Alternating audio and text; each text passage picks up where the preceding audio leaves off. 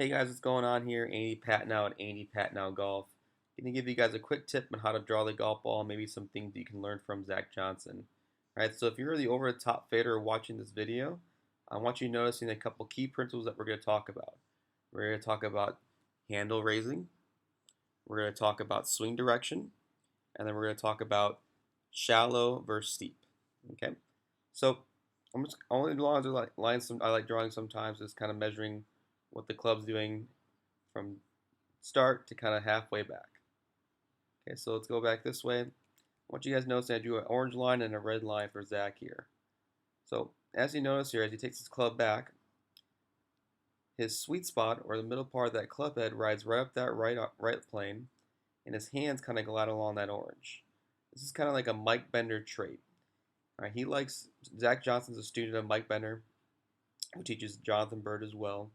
And Mike, I know from watching a couple of his videos and talking to a couple of his students, is that he likes having everyone set up on a big old plain board and really perfecting their takeaway. He likes seeing everyone kind of go, up the shaft plane or maybe have the sweet spot just outside the hands, which I like a bunch too. So you can definitely learn a lot from that takeaway. So if you're a person that kind of sometimes has that club right to the inside and maybe that club head never gets in line with your hands or ever outside your hands, try learning something from Zach here.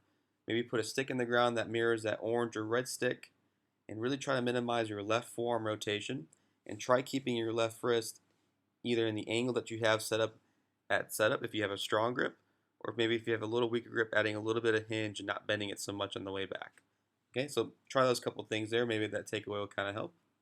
All right, so let's take Zach now up to the top of his backswing. So I kind of glide up there, and as he goes up there, I'm going to talk about the two yellow dots that I drew. Okay, so you're going to notice one's higher, one lower, and the higher one's going to be Zach's top of his backswing. All right, this video is pretty slow here, so that's why it's taking a little while, but it's always good to kind of see his movements in slow motion anyways. Pretty consistent ball hitter again. Okay, so as Zach gets to the top of his backswing, okay, you're going to notice a couple of things there. His left arm's not really riding up his body so much, staying relatively at the same shoulder pitch that he kind of created at setup a little bit and obviously on the way back. He doesn't have his left shoulder down or have a lot of extension in his backswing, which is why his shoulders and arm match up relatively okay on a little bit more of a flatter plane, which is alright. You can kind of see his right leg extended a little bit, his left leg flex. His right pelvis is a lot higher than his left, but his left hasn't really dipped a whole lot, which is a good thing because the more that dips, the more sometimes that shifts your weight to your front foot too early, or sometimes it also moves your center of pressure and overall center of gravity too far forward too early as well.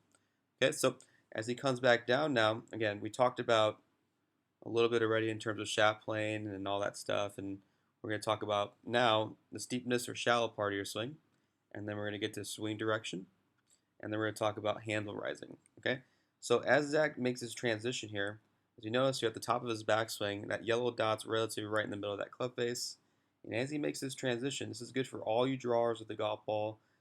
If you're sitting there maybe hitting too big a draw, this is a good thing to kind of monitor. And then obviously for you guys that are hitting big slices and big fades, this is something for maybe for you to kind of feel and try. So as he makes his transition, notice how that yellow line, or that yellow dot, excuse me, is lower than that one at the top and more inward, right? So that means that club actually shallowed in transition, which is a very key trait for most drawers of the golf ball, right? So you see the guys like Freddie Couples, the Carl Pedersens, the John Daly's, they kind of have a long, wild backswing, but they have that club lay down or shallow early in transition. Or you got the more traditional swingers like Zach Johnson here, or Justin Rose, or Luke Donald, where the club shallows, but it's very, very minimal. So unless you draw some things like this on here, it's hard to tell, right? So this is why Zach Johnson's a good drawer of the golf ball. The club does not get steep in transition. It actually shallows out. Doesn't shallow out drastically. The club's not getting further and lower from this point.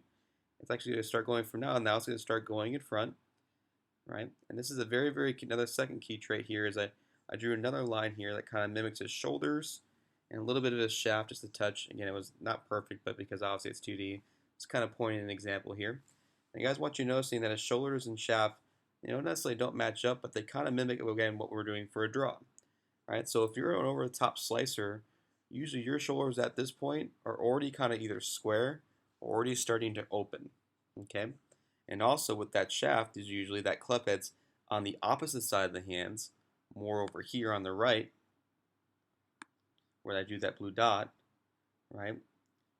Where I drew both those two dots. That's usually where your club head is at, and usually that yellow line is also kind of following your shoulders, right? So if you look over here, I also drew another yellow dot at the right bunkers, and that's kind of basically where his swing direction is pointed at, right? So let's just say, for fun, because I'm not doing it from not using a flight scope or TrackMan that we use here at the Tour Academy TPC Scottsdale, right? Let's just say that line I drew there was at kind of 16%. All right, so I'll try and make it just a touch. Won't be perfect. All right, but let's just say 16, 17%. That's going to be his swing direction at impact. Now, obviously 17 degrees. I doubt that he's swinging 17 degrees out to the right here. But again, just for illustration purposes on a 2D video, it's giving you guys an idea.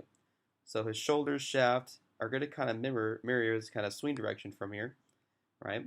So as he starts going down, Zach starts powering through this shot, very, very rotary type golf swing from here. But I want you guys noticing here, let me get rid of that one yellow line I just drew. As we come back to impact, notice how Zach Johnson's shaft has actually risen. Okay, so this does a couple things. One, that's going to help shallow you out a little bit, right? It's actually to make sure you're going to start delivering a good forward shaft lean, right? For most people. And the second thing here, especially if you want to draw the golf ball, as you raise the handle, it also points the club face to the right just a touch, right? So it's a very, very evident thing. Just try that at home real quick. If you have a golf club in your hand, the lower the handle is there, you kind of take it from there, the more that club face will point left. The higher the handle goes, the more it's going to point to the right, right? So if you're a drawer of the golf ball, you want to make sure that handle is actually raising up through impact a little bit. That's going to help point that face a little to the right, and it's overall going to help you control that club face starting direction every single time. Okay, so we start going from here. As you start going through impact, you're going to notice that shaft is going to continue to raise, which keeps the path going to the right, right? And you can start to see what that ball actually started. I was actually pretty good there. It started at that bunker. So this ball here either started at that bunker and either stayed there, or that ball started at that bunker and probably drew right back to the middle of that green. Okay? So overall, if you can kind of get those three pieces there, shallow in your transition, raise the handle going through, and get your swing direction a touch to the right, you will draw the golf ball almost every single time. So take a tip from Zach Johnson here, learn how to draw the golf ball, maybe do it in Zach Johnson type or the Carl Pedersen type, or overall just kind of figure out what works for you. All right? Leave any comments or questions below here, and then thanks for watching. Again, I'll do some more swing analysis for you guys, but it's a good way to draw the golf ball right here. Zach Johnson wins a bunch of tournaments. All right, guys, thanks. Bye.